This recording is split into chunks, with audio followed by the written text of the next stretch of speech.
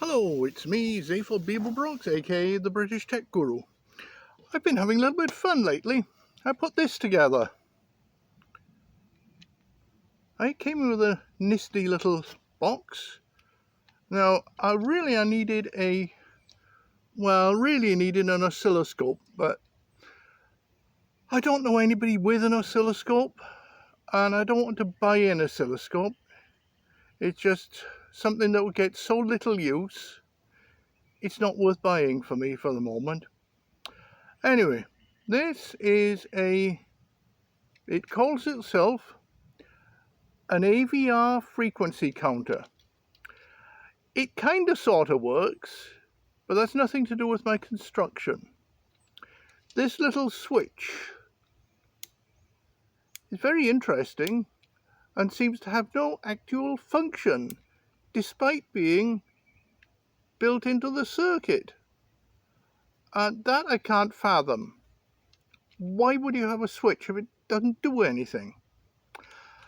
The green wire is connected to a pin called, or a screw terminal called GND.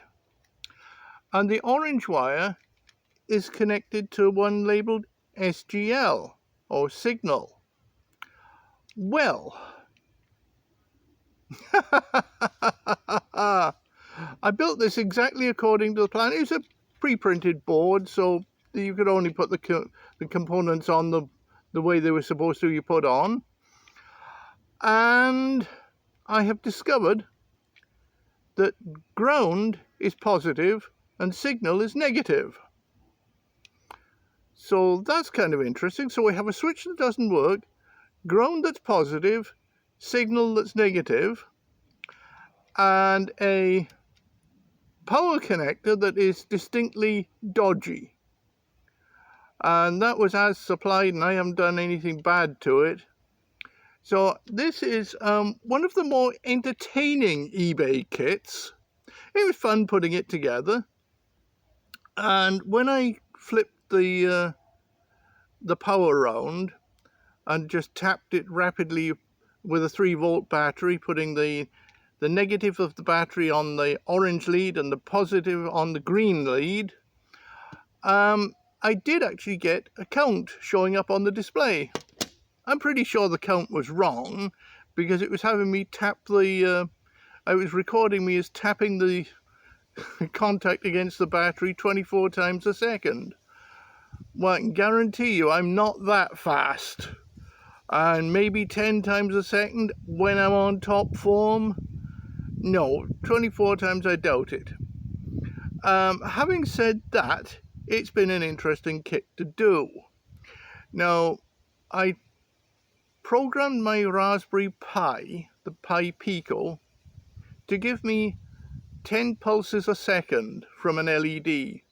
Well, it gave me 10 pulses a second. Then I connected this to it, and I connected it first the way around that it's supposed to be connected, and got nothing. And then I connected it the way around it's not supposed to be. In other words, the way it actually works with the battery when I'm tapping the battery terminal. And again, I got nothing. And it's supposed to work from 0 to 30 volts for that signal. I'm sure I was getting a 3-volt signal out of the Pi Pico. So the question is where to go from here. And I could try putting 5 volts through and using a transistor on the Pi Pico, but that seems to me to be a step towards extra complication that this probably doesn't merit.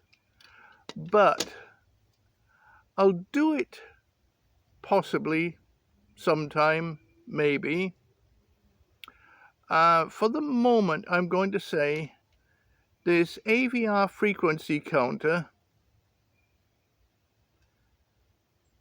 might just work. It's kind of Chinese, it's kind of very Chinesed, and like a lot of the stuff comes from China, it kind of sort of works, but not properly. And this is my one pet peeve with electronics. I see so many electronics that kind of sort of work, but don't work properly. And that includes a lot of the electronics in vehicles, in American and British vehicles, and half of it only kind of sort of works, and the rest of it just doesn't work. It's like this, and what can I say? Be careful of things you buy from China.